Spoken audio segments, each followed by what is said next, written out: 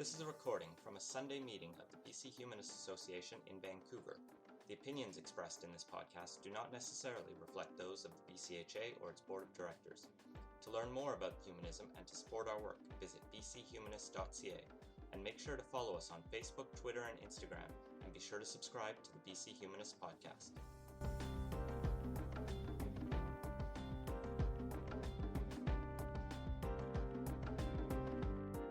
Hello, I'm Sarah. I'm going to be kind of doing a bit of a mixed approach. So I'm going to be partly talking about how science has influenced my life, and I'm going to be partly asking you how science has influenced your life. And through those two lines of conversation, we're going to come to some kind of rough conclusion about why science might be important to you and why it's important to support it. And I imagine that in this room of people that pretty much everyone here is already a converted choir member. So I don't want to be like, science is important, yes, because I think that most people would agree. So as the sort of conclusion draws out, I'll be sort of re-mentioning the March for Science details, because that's sort of the group that I'm here on behalf of. The lead organizer for the March for Science that's happening next Saturday, and this is sort of my story of why. So my name is Sarah Tops. My parents accidentally named me after a dinosaur. They did not realize, and they also had recently moved to dinosaur country in central Alberta, where everyone knows dinosaur names. It is. So in any case, I went to kindergarten first day, and all the kids and the teacher were like, you're a dinosaur. You have a dinosaur name, which is, when you're 5, is fantastic. And so I immediately decided that paleontology was it. That's what I was going to do. I've got the name. You know, it's like Indiana Jones. Could he be anything else? Probably not. So me, 5 to, some young age, decided paleontology was the science for me. I learned all the dinosaur classifications and all the different eras, and all of which I've forgotten now as an adult. But at the time, I was super into it, and I went to, paleontology camps, and I, read up about this. And for me, that was kind of my introduction to science. Like, I didn't think of it as science at the time because you don't have those silos, you don't have those kind of categorizations of things when you're young. So I'm kind of, so that was kind of my introduction to science. I would like to think, I'd like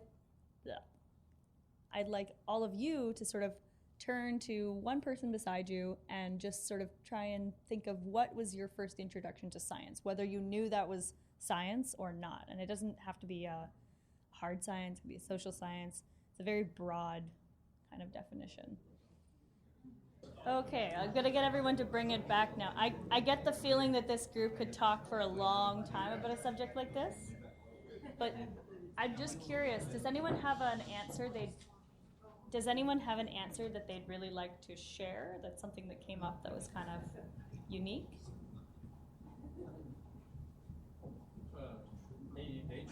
Nature? I was introduced to nature when I was very, very small. Mm-hmm. Being out in the country, seeing the birds, seeing the animals, etc. All of that is scientific in the sense, eh? Mm-hmm. Definitely. And for a child, that's pretty impressive.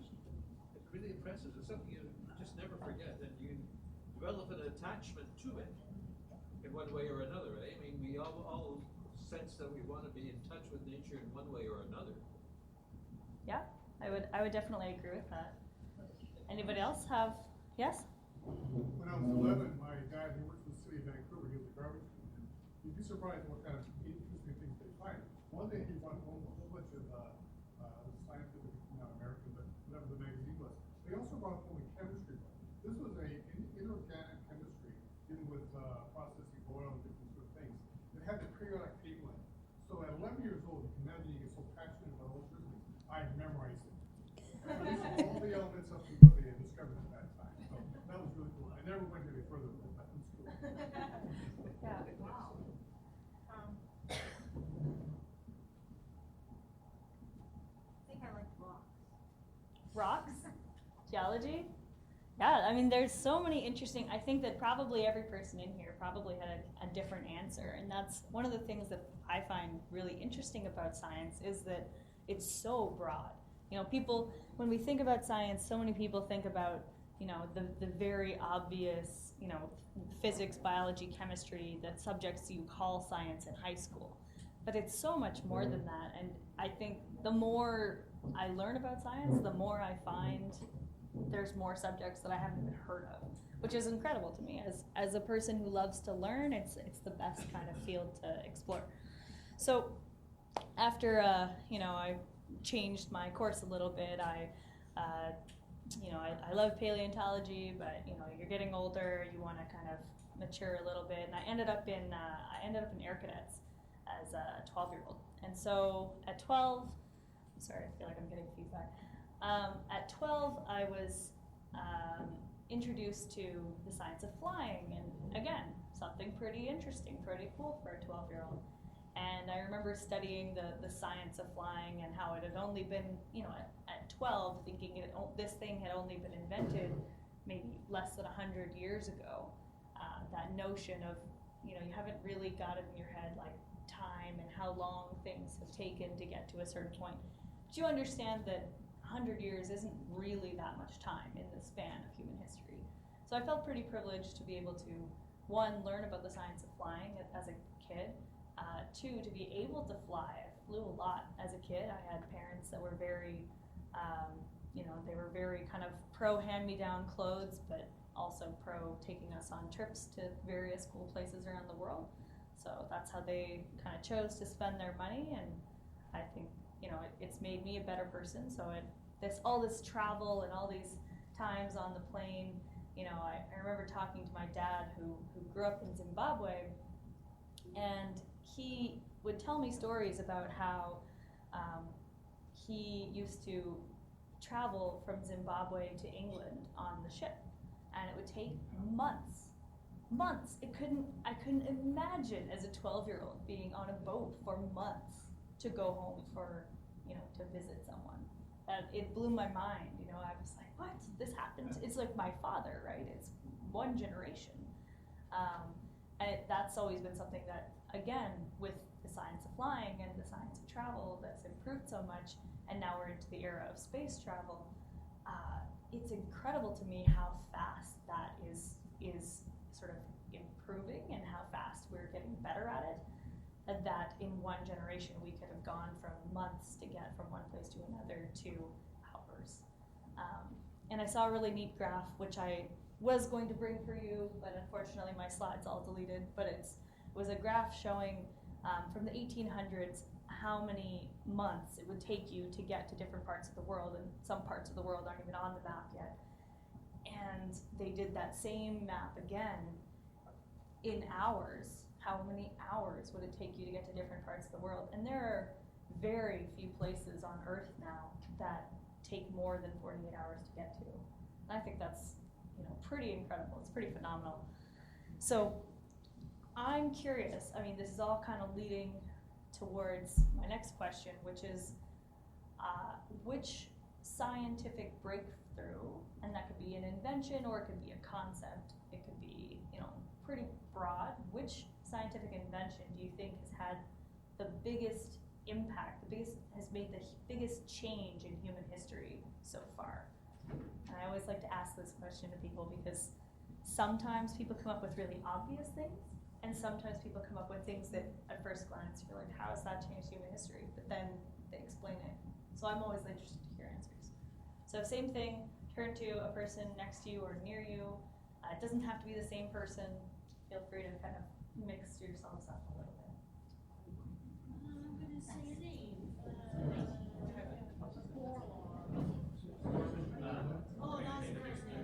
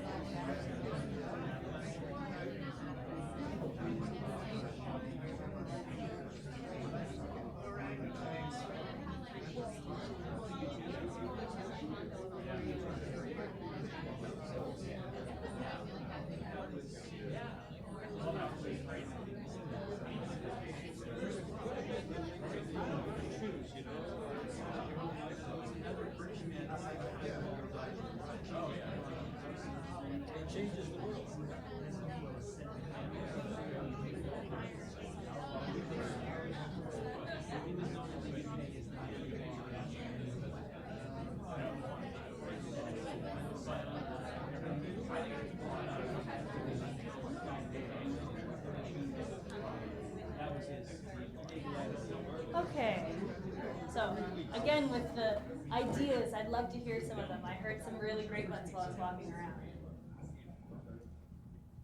Yeah. Immediately, the first thing that popped in my head is vaccines. Vaccines, that's one of my favorites as well, for sure. I'm gonna offer a person, Norman Borlaug. Norman Borlaug, would you like to share who he was or what he did? He blended some crop seeds together to he increased crop yields while doing all this farm work in Mexico, combining seeds with other seeds, so he could feed more people. And this had a real effect on me because I work with some people who are against that sort of thing, who are against GMOs, and they're all organic all the time, regardless of the circumstances, and don't understand that if they decide to go that way, rather go beyond rhetoric, that they are sentencing people to death. Yeah, that's really interesting. I've personally, I'll tell you a little bit more about my background, but I ended up, from all this flying around and love of science, I ended up studying international development. And the really neat thing about studying international development is that everything is kind of international development. It's kind of like science. You could pick and choose and be like, well, it is kind of economics, it is kind of biology, it is kind of politics, it is kind of history. So it's everything a little bit mixed together, that same thing again.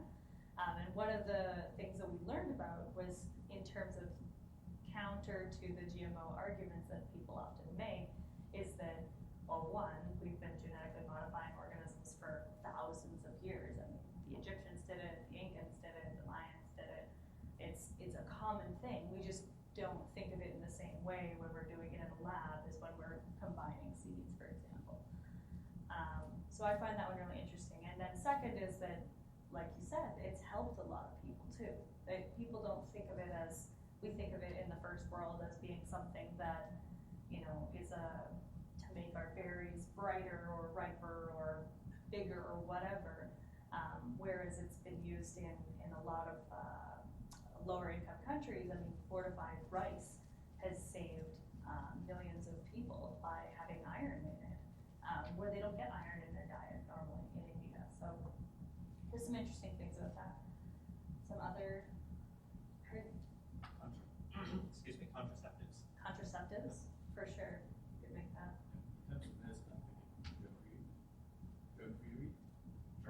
Germ theory, yes, for sure. My background is, as we'll kind of further get into, international and public health. So I love all the health funds. Yes. This little group Dan brought up, like with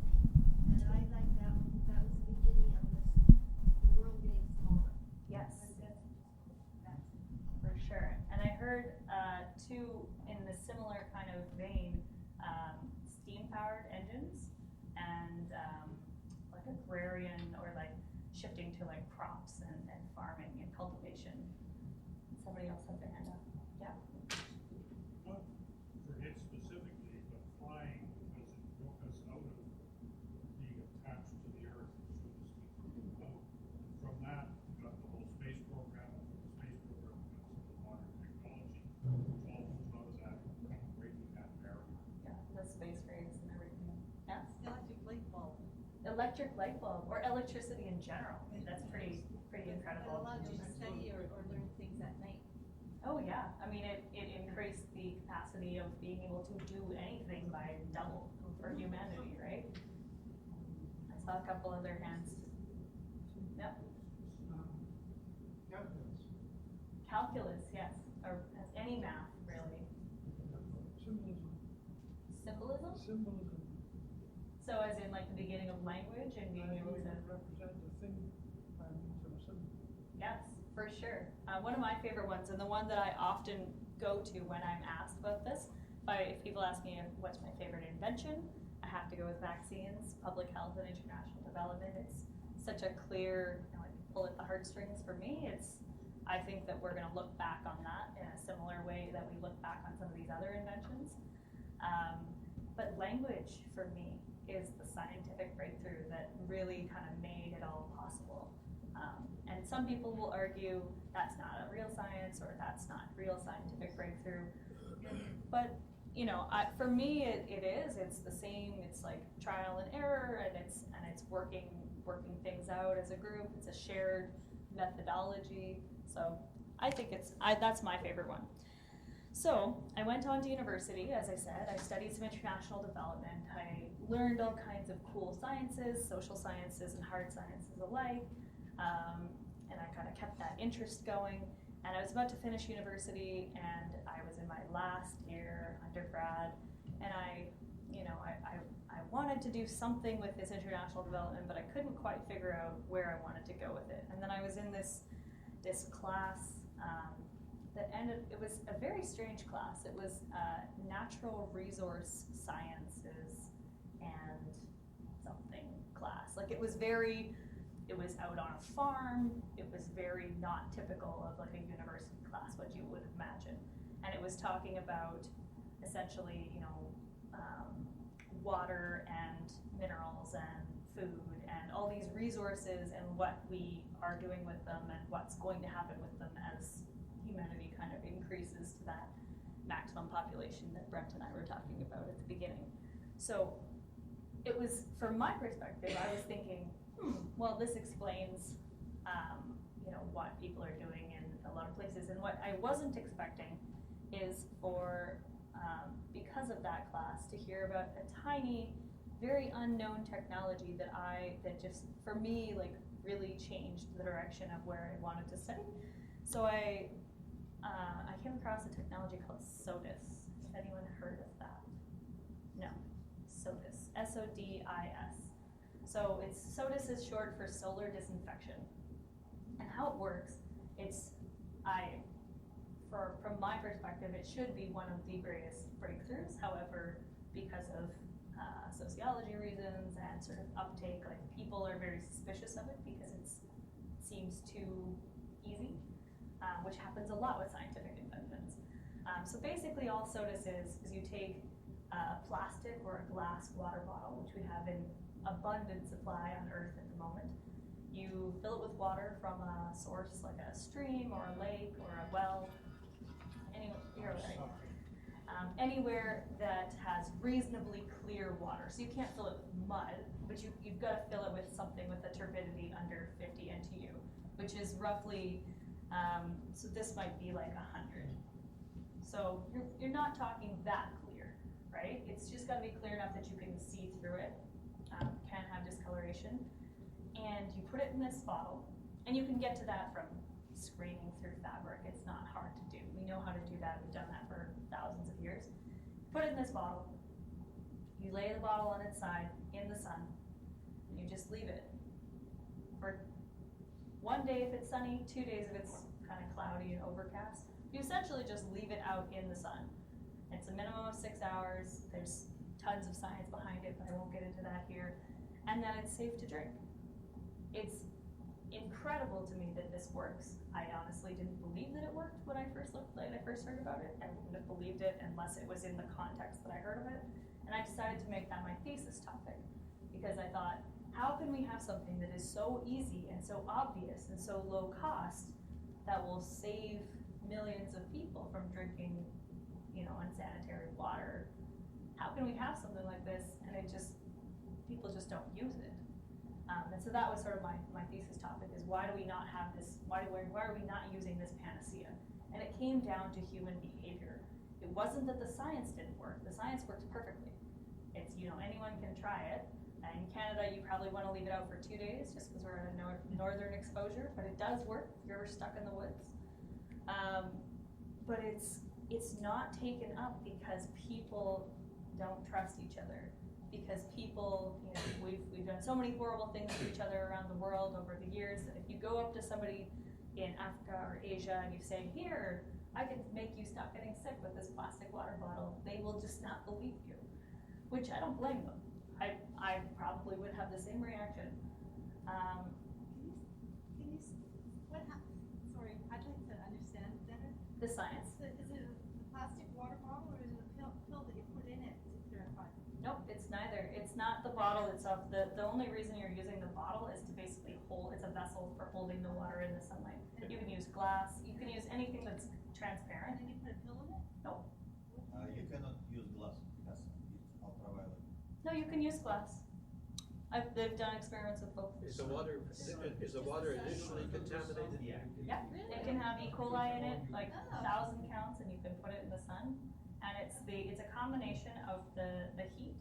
So the sun heats it up to maybe like 50 degrees, like warm bath, not bath water, but like not cold.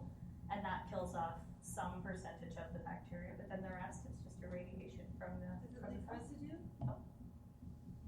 It's incredible, seriously. You can look it up. You can look up the science. I can provide 50 source papers if you need. And that's fine. I mean, like I said, I didn't believe it either. It's hard to believe. It is, right?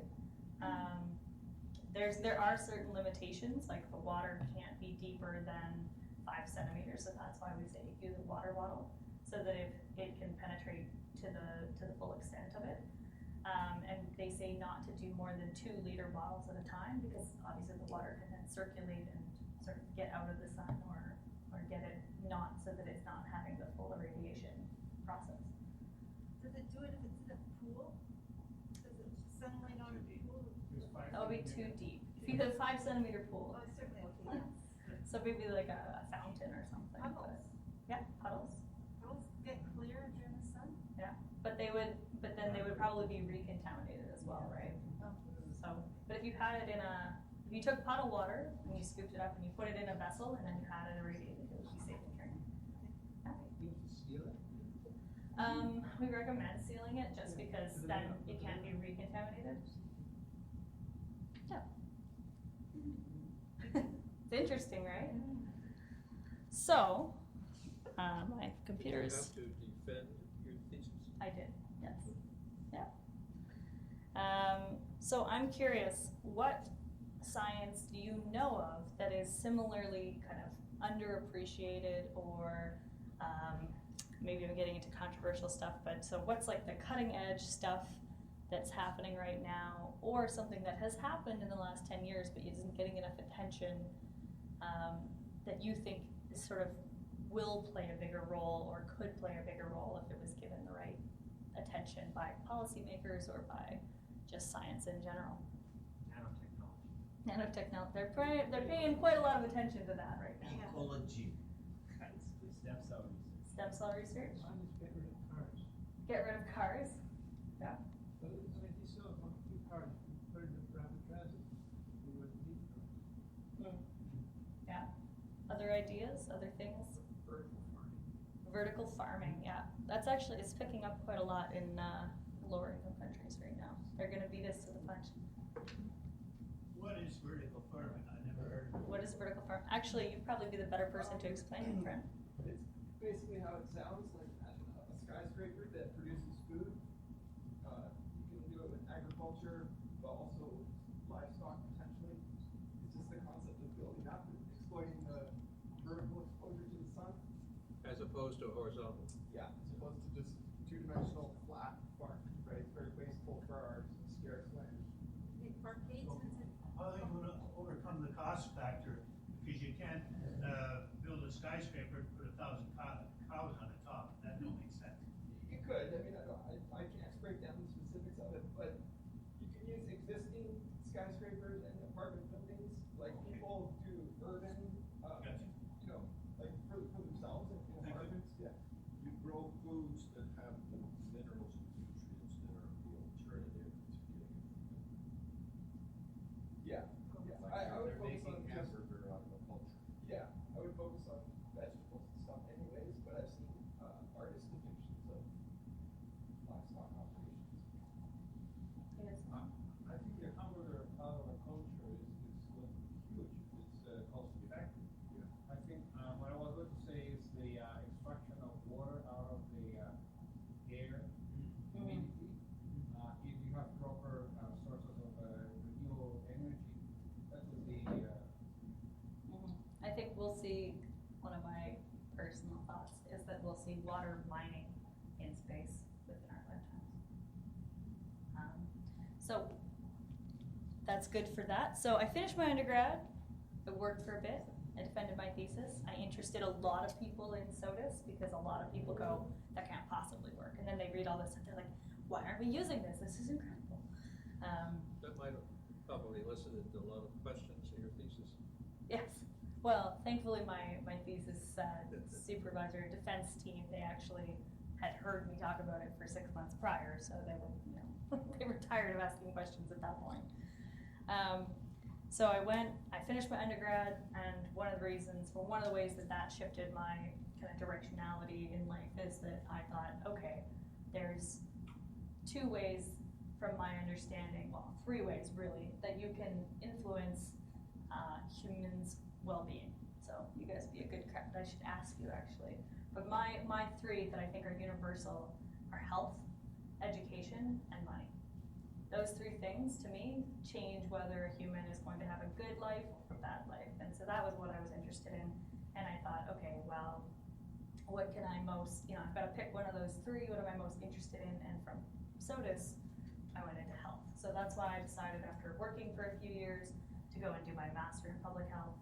I was focusing a little bit on water and waterborne diseases and that kind of sort of low-cost intervention that we can do now with now's technology.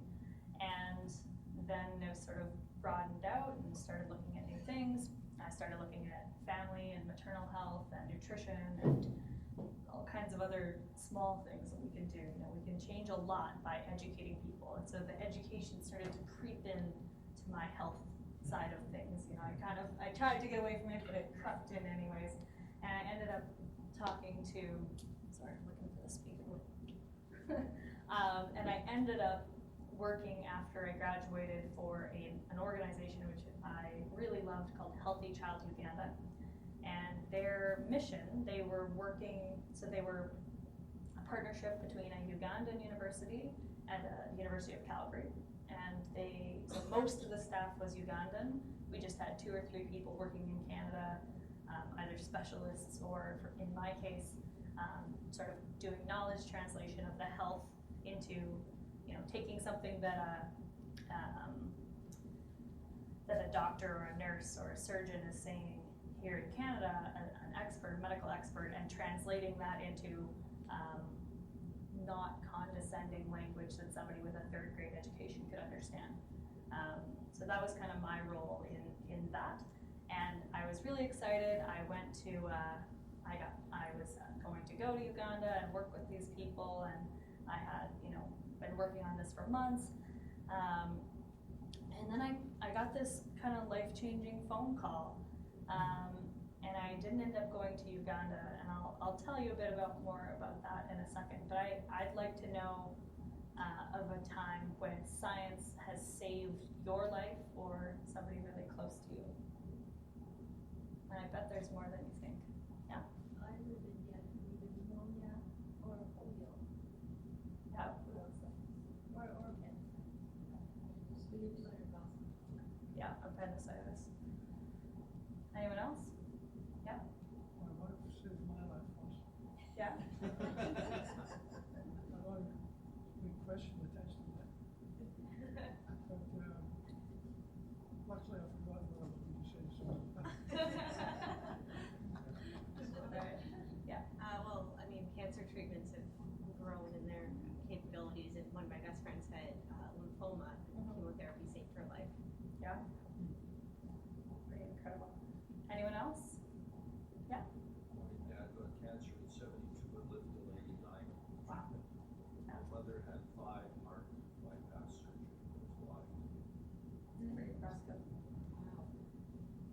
other ways. Any luck? Yep. I remember it now. Heimlich maneuver. Heimlich, it's a good one. Yeah. There you go. That's a question of application of science in everyday life. Absolutely. I've over relied on traction control and anti-lock brakes when driving in the mountains. Yeah. When I shouldn't. Yes, I've definitely done that too. Airbags.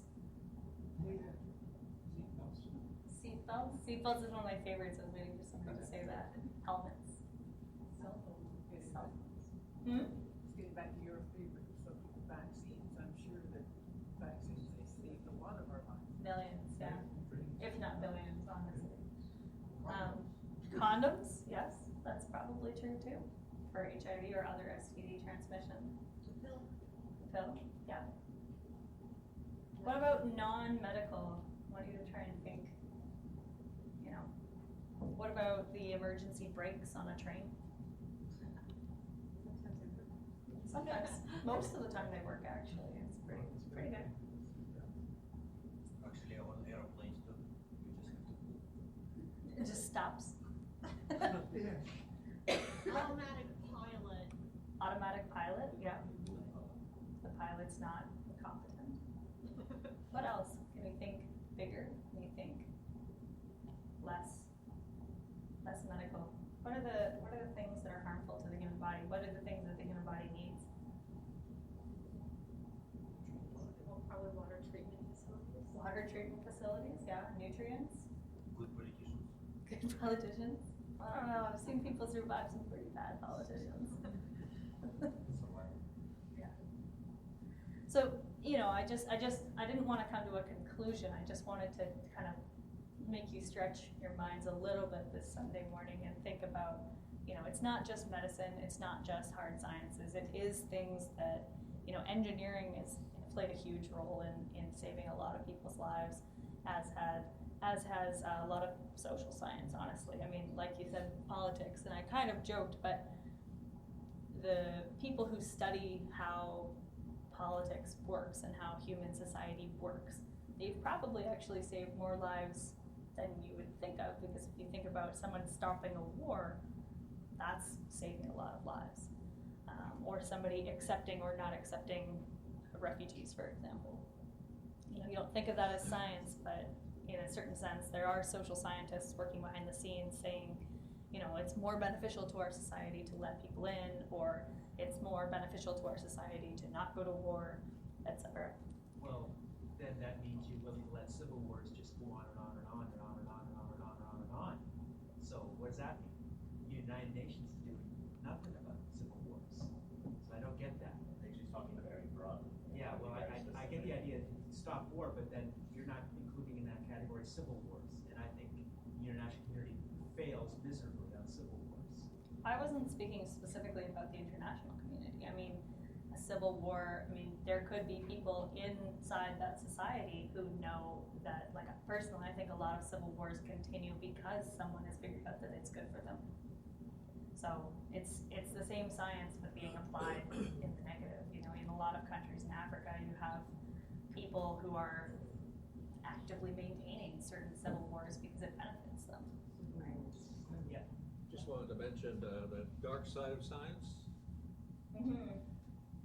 where man now has created a weaponry which is so sophisticated it can kill millions of people within a very short time. Well, I was speaking to someone comes out of else. science. Yes, I was speaking to someone else about this before. Beginning with the Hiroshima and Nagasaki, for instance, Yeah, I think that we've always. as well as genocide. And you let her, she's right. And let's sort of let her. That's okay. Bring it back to us. Well, it's fine. I like healthy debate. It's good for us, good for our brains.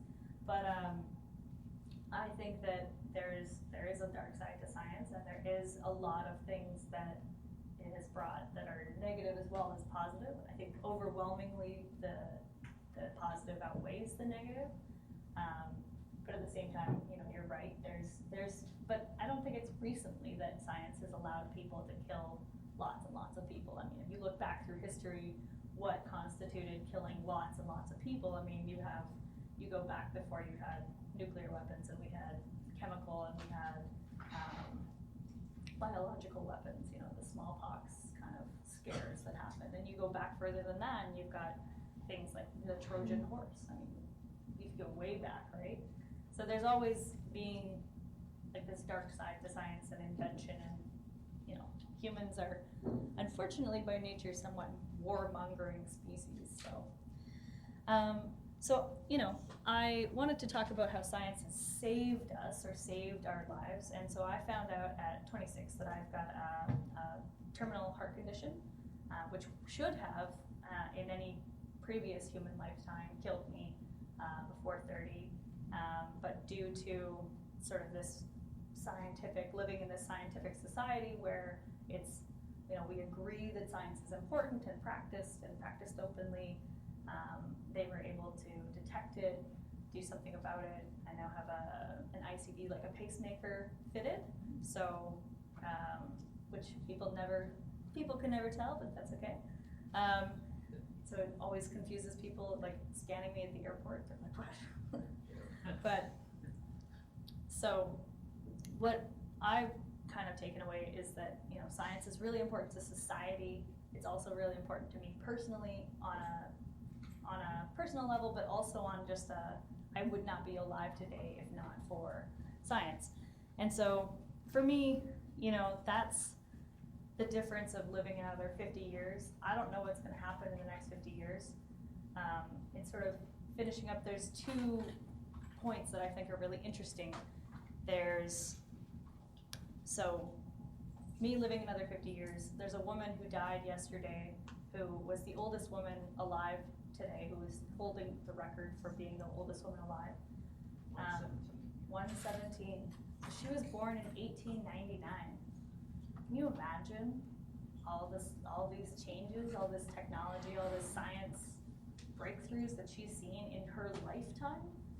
And they're saying today that there's pretty decent science that estimates that the first person to live to over 1,000 years is alive today, which I think is amazing. And I hope that I'm part of the crew that makes it to 100. That would be great. So. Increase them?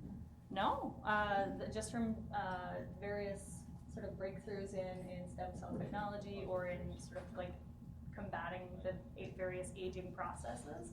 They're not that far away from getting that kind of breakthrough to get those first really healthy people to that age, which I think is really incredible. Back to the days of Noah. Yeah. So, anyways, that was sort of it's been my science journey. There's more to it, but of course, you know, we only have a limited amount of time.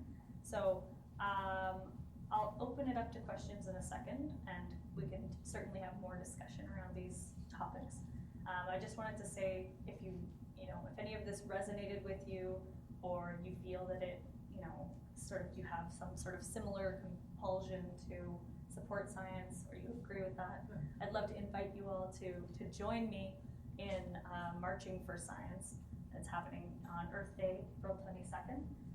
We're starting at 10 a.m. at the Queen Elizabeth Plaza, which is, you know, where they used to hold the Vancouver Christmas Market. That sort of plaza, that's where that is. Near the library?